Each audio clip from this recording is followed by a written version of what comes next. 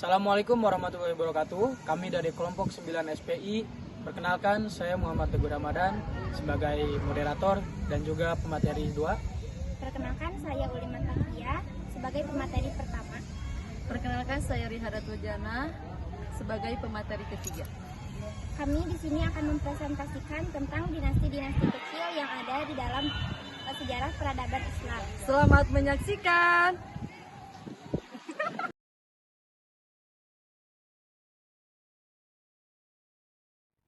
Bismillahirrahmanirrahim. Assalamualaikum warahmatullahi wabarakatuh. Di sini saya Ulima Takia sebagai pemateri pertama. Saya akan memaparkan tentang dinasti Aghlabiyah. Dinasti Aghlabiyah didirikan oleh Ibrahim ibnu Aghlab ibnu Salim, seorang pejabat Khurasan dalam militer Abbasiyah.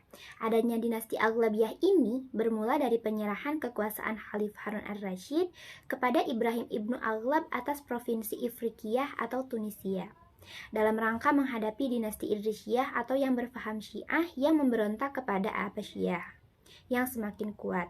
Ibrahim diberikan otonomi penuh untuk mengatur wilayah tersebut, meski ia harus membayar pajak tahunan ke Baghdad sebesar 40.000 dinar. Ibrahim ibnu Aghlab berhasil memadamkan gejolak Khairijiyah Beber di wilayah mereka. Secara periodik, dinasti Aghlabiyah ini dipimpin oleh 11 orang amir, yaitu yang pertama Ibrahim I ibnu Aghlab pada tahun 800 sampai 812 Masehi.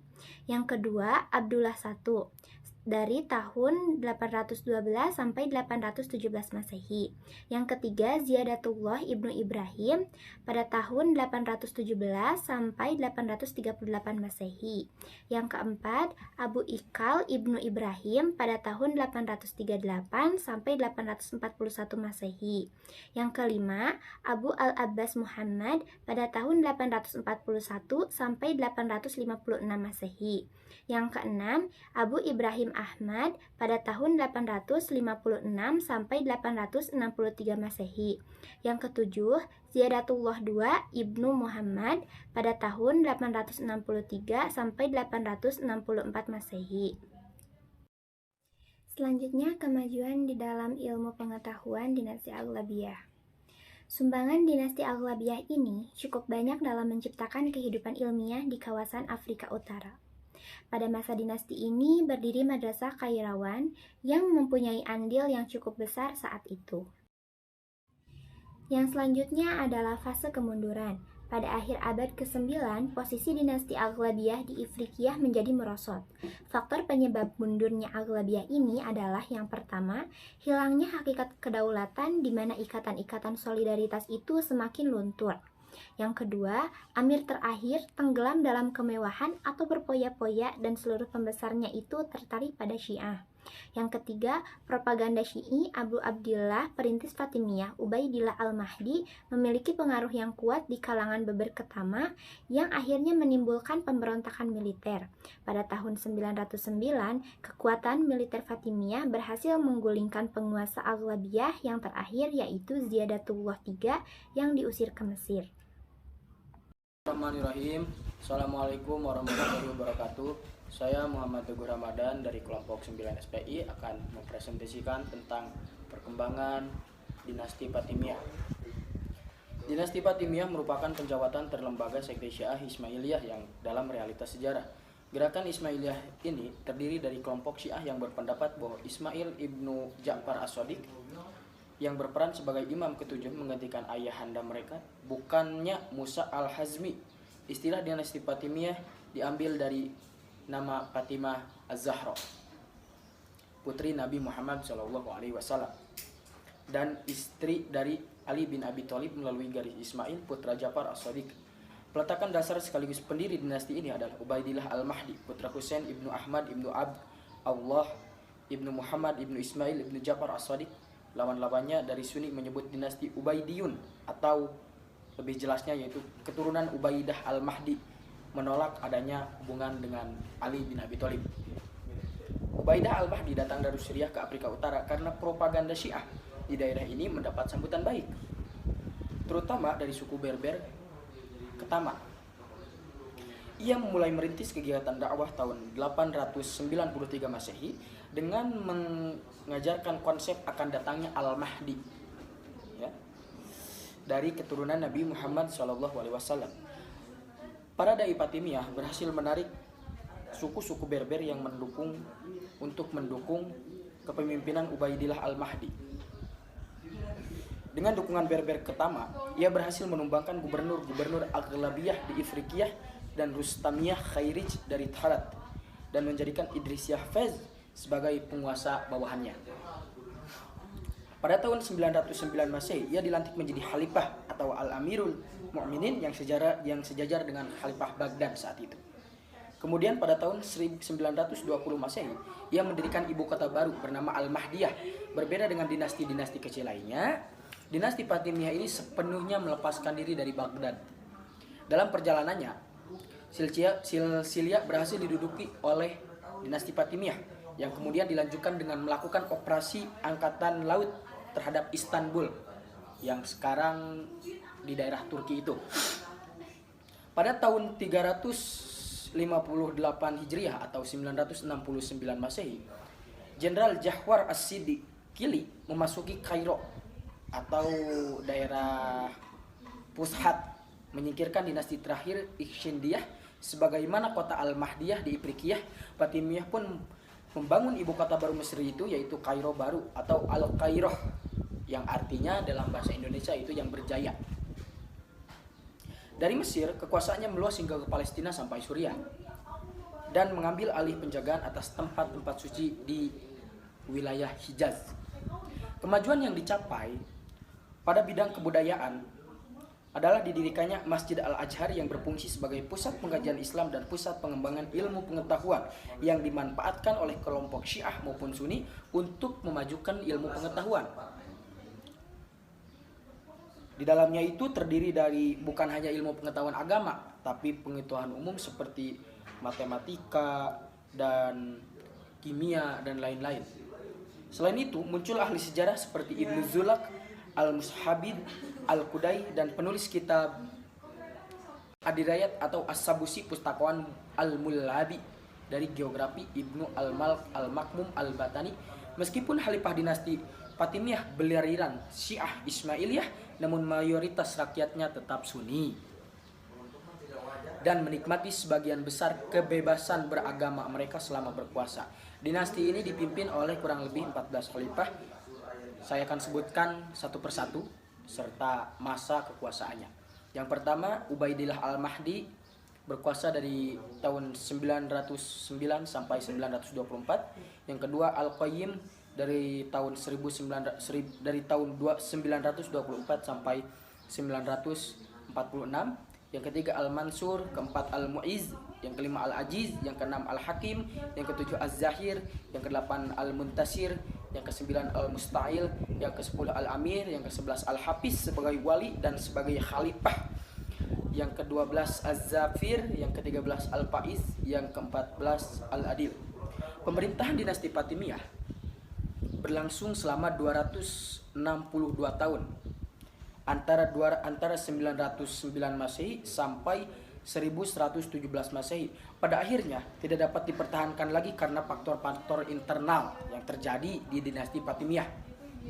Sebagai penyebab dominan kemunduran Khalifah Fatimiyah, adapun kehancuran dinasti Fatimiyah secara ekstrem diakibatkan adanya serangan yang dilakukan oleh Nuruddin Az-Zanki.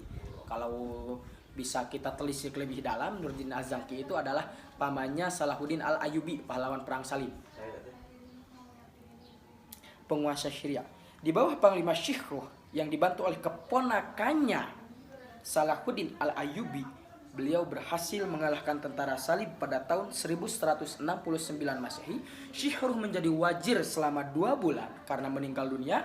Kemudian digantilah oleh Salahuddin Al-Ayyubi, dan secara langsung Salahuddin Al-Ayyubi menghapuskan kekuasaan dinasti Fatimiyah dan mengganti dinasti Fatimiyah menjadi dinasti Ayyubiyah.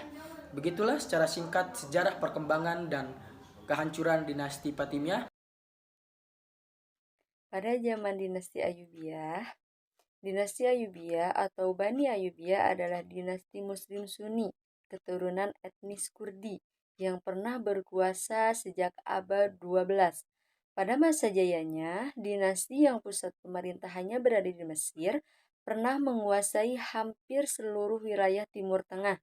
Pendiri dinasti Ayyubiyah adalah Salahuddin al-Ayyubi yang sebelumnya menjadi wazir di Mesir di bawah dinasti Fatimiyah. Wazir ini setara dengan Perdana Menteri. Sejarah berdirinya Ayyubiyah.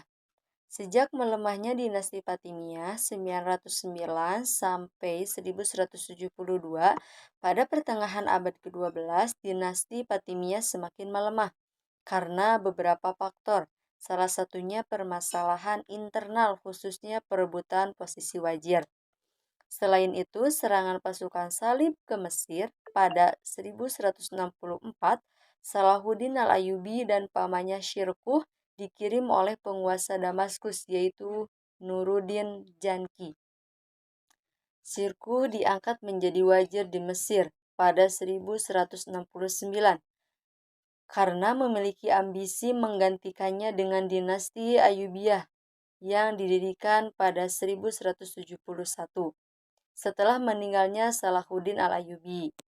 Ketika sudah berkuasa, dia juga menguasai Yaman pada 1179, Suriah 1180-an, bahkan merebut Yerusalem dari tentara Salib pada 1187. Terus meluas sehingga menguasai Afrika Utara, Nubia Utara, Arab Barat, Syam, Mesopotamia, Palestina, dan Transyordania. Dinasti Ayyubiyah mencapai dalam bidang ekonomi, pendidikan, ilmu pengetahuan, kesehatan, dan arsitektur.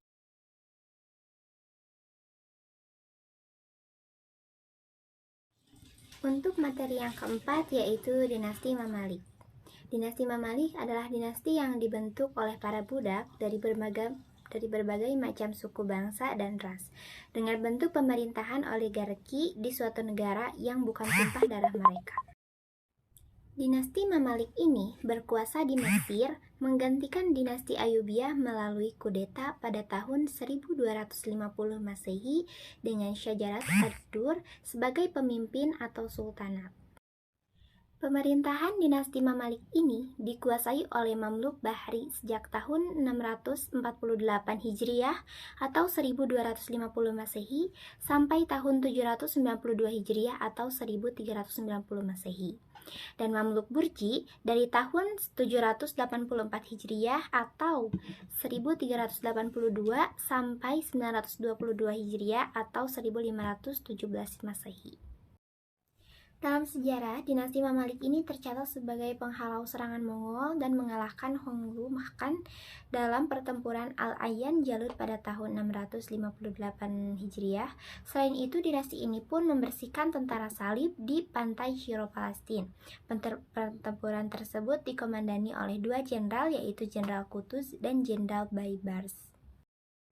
Kemajuan yang dicapai dinasti Mamalik ini adalah dalam bidang ilmu eksakta, agama, dan sejarah. Dalam bidang eksakta, terdapat tokoh antara lain Nasir al-Adin al-Tusi, yaitu ahli astronomi. Yang kedua, Abu al-Faraj al-Ibri, ahli matematika. Yang ketiga, Abu al-Hasan Ali an-Nafis, ahli ilmu kedokteran dan penemu susunan dan peredaran darah dalam paru-paru manusia. Yang keempat, Al-Jumai, dokter dan penulis buku Al-Irsyad lil Masahih al-Anfus. Yang kelima, Abdul al-Mun'im Dimyati, ahli kedokteran hewan dan pengarang buku Fadl al-Khail. Dan yang keenam, Ar-Razi, perintis psikoterapi. Dan yang ketujuh, Ibnu Abi al-Mahsasin dan Salah al-Adin Ibnu Yusuf, ahli ilmu penyakit mata. Yang terakhir adalah fase kemunduran. Dinasti Mamluk ini akhirnya mengalami kemunduran sejak peralihan kepemimpinan Mamluk Bahri ke Mamluk Burji pada tahun 1382 Masehi. Mamluk Burji hanya mahir dalam bidang militer, namun tidak memiliki keterampilan manajerial untuk mengendalikan negara. Selain itu, Mamluk Burji juga tidak menyukai ilmu pengetahuan dan sebagian sultannya itu menjadi pemabuk. Dan pada tahun 922 Hijriah, dinasti Mamalik ini dikalahkan oleh Sultan Salim I dari Turki Utsmani dalam pertempuran di Marji Dabi dekat Aleppo. Dan akhirnya pada tahun 1517, wilayah dinasti Mamalik ini menjadi bagian dari kekhalifahan Turki Utsmani.